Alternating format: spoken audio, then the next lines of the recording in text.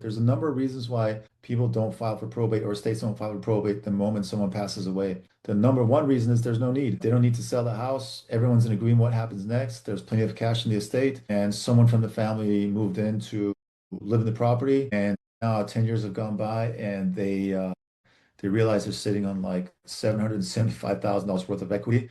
They're like, let's sell it. So it doesn't matter when they pass, it matters when they file. Now, because probate data keeps track of the MLS, you can always just search and filter by what's available. One last thing I want to leave you with, keep this in mind, please. And my existing members, they hear me say this over and over, and they're probably sick and tired of me saying this, but I'll say it anyways.